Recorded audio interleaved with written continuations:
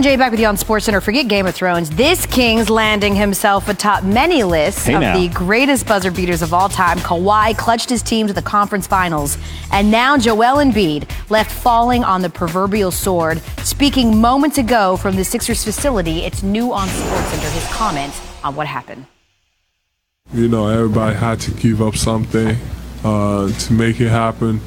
We all did. And still feel like we have some unfinished business, so hopefully everything goes right and we right back to where we left. A much better player than I was this year, so I'm excited. I'm excited about all the work I'm about to put in, because I still got a lot to give, and I still have a lot of potential. I feel like a lot of people haven't seen what I can really do, so I'm excited to go in and put in a lot of work. I don't think he should have anything to worry about. He's an amazing coach, a better person, and you know, obviously I got a lot of love for him, and you know, if there was someone to blame, I mean, put it all on me. And that's what you want your superstar to say, right? Absolutely. Put it all on me. Let's look ahead to the Sixers, though.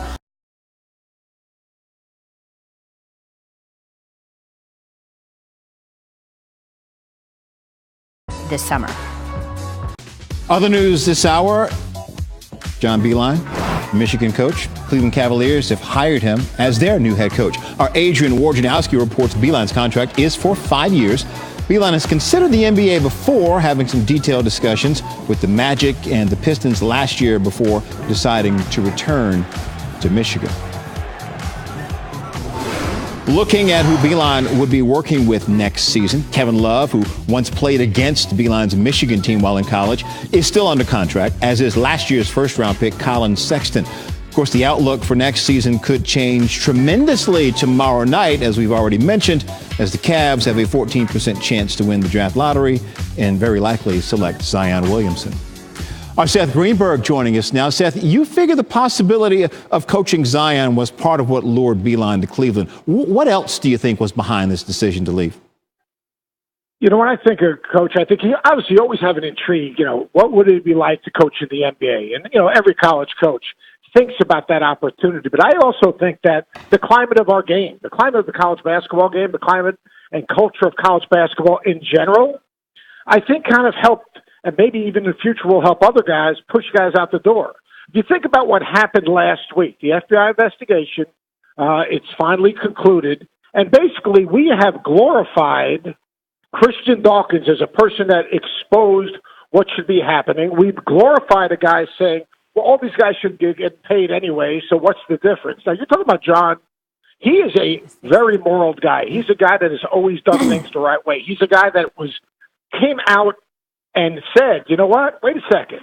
We do it the right way, and you can do it the right way. So I think everything that's going on in college basketball, the changing of the recruiting schedule, the transfer portal, players putting their names in and being able to pull them out in May, it changes everything he's been able to do, and I think that's the big reason why, one of the reasons why he's decided to pursue the NBA. Well, the Michigan Wolverines, they played in 2 national title games this decade, but they're without a head coach now. So who do you expect them to go after to replace Beilein?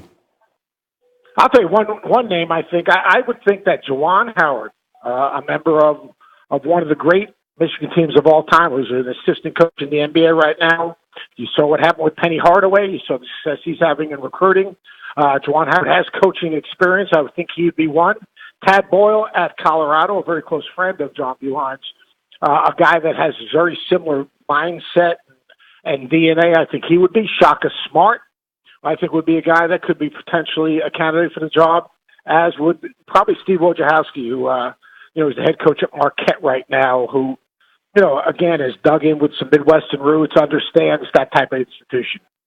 We will see what they'll do as we follow this story. Seth Greenberg, thank you much, sir. We appreciate your time. And keep their season alive. I see no limits. My eyes to the sky. Jamal Murray makes it a one-point game. The call to drive. Push So I just told Coach, flatten it out, man. He can't check me. C.J. McCollum, the hero in Rip City, really for 2 straight games, finishing the series on fire and also taking care of the ball. Listen to this. Since turnovers were first tracked in 1978, McCollum is just the 3rd player to score 30 points while committing no turnovers in consecutive playoff games. Look at the other 2.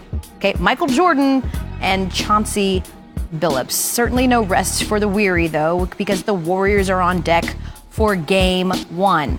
And a top priority for the Dubs in the conference finals is going to be stopping that guy, despite the fact that C.J. McCollum went off. They're likely going to turn to Andre Iguodala, Klay Thompson to defend him, who held the Trailblazers guard to just 32% shooting during the regular season. When Lillard was defended by any other Warriors defender, he made 58% of his shots. Now, as for Golden State, their offense is obviously going to look a little different in the conference finals as they relied pretty heavily on Kevin Durant against the Trailblazers this season. The Warriors averaged 1.2 points per possession when Durant was on the floor versus Portland. When he was off the court, that dropped to 0.93. And on top of that, the Warriors' 4 most used players against the Trailblazers this season all involved Durant as the primary player. In short, shockingly, when you don't have one of the best players in the universe playing, there is going to be some kind of impact. Tim Legler is back with us.